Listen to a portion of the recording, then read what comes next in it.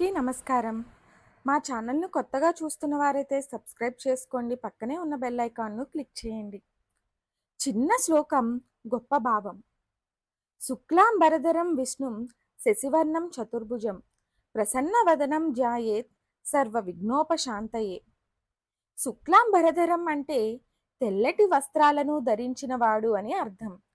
తెలుపు పవిత్రతకు స్వచ్ఛతకు చిహ్నం కాబట్టి ఆ గుణాలనే తన వ్యక్తిత్వంగా కలిగినవాడు అని చెప్పుకోవచ్చు. అంబరం అంటే వస్త్రమని, ఆకాశమని రెండు అర్థాలు ఉన్నాయి. అంటే ఆకాశాన్నే ధరించినవాడు అన్న అర్థం కూడా వస్తుంది. సర్వవ్యాపి అయిన ఈశ్వరుని తత్వాన్ని ఆకాశంతోనే కొలవగలం కదా. విష్ణుం అంటే విశ్వమంతా వ్యాపించినవాడు అని అర్థం. ఇక శశివర్ణం అంటే చంద్రుని వంటి వర్చస్సు కలిగినవాడు అని భావం.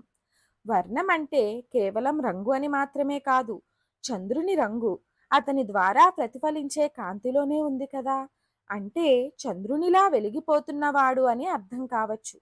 పైగా చంద్రుడు ఇక్కడ శశి అన్నారు. పౌర్ణమి నాటి చంద్రుడిని కాస్త దగ్గరగా చూస్తే అందులో కుందేలు ఆకారం కనిపిస్తుంది. ఆ కుందేలు ఆకారం పేరు మీదుగా చంద్రుణ్ణి శశి అన్న పేరు వచ్చింది. అంటే ఇక్కడ అలాంటి ఇలాంటి కాంతి కాదనమాట, నిండు పున్నమి నాటి చంద్రుని కాంతి అని కవి భావమై ఉంటుంది. వర్చస్సు కలిగి ఉండటం గొప్ప జ్ఞానాన్ని, వ్యక్తిత్వాన్ని కలిగి ఉండటానికి చిహ్నంగా చెబుతారు.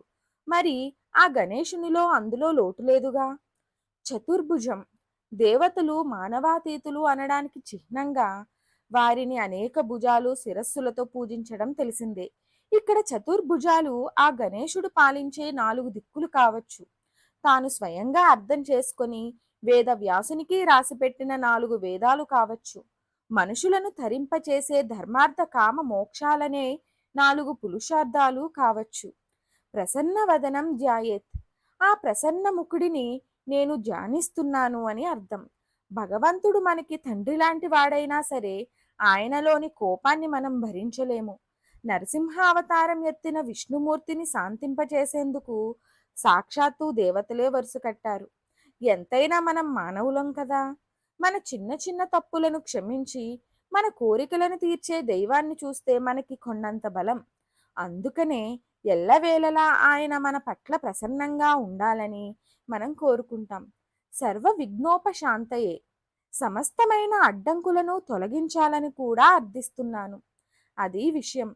సర్వవ్యాపి, తెల్లని వస్త్రాలతో, చంద్రుని తేజస్సుతో, చతుర్భుజాలతో ఉన్న ఓ దైవమా, సమస్తమైన విఘ్నాలను తొలగించమని నీ శాంతిపూర్వకమైన వదనం ముందు శ్రద్ధగా వేడుకుంటున్నాను అని ఈ శ్లోకానికి అర్థంగా చెప్పుకోవచ్చు.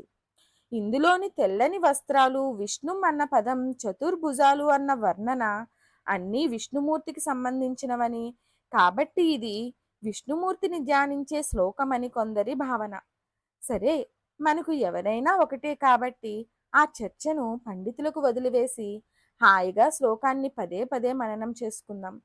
సర్వే జన సుఖినో భవంతు. ఈ వీడియో కనుక మీకు నచ్చినట్లయితే లైక్ చేయండి, షేర్ చేయండి, కామెంట్ చేయండి. అలాగే మా ఛానల్కు కొత్తగా వచ్చిన వారైతే సబ్స్క్రైబ్ చేసుకోవడం మర్చిపోకండి. పక్కనే ఉన్న బెల్ ఐకాన్ను క్లిక్ చేయండి. Thanks for watching.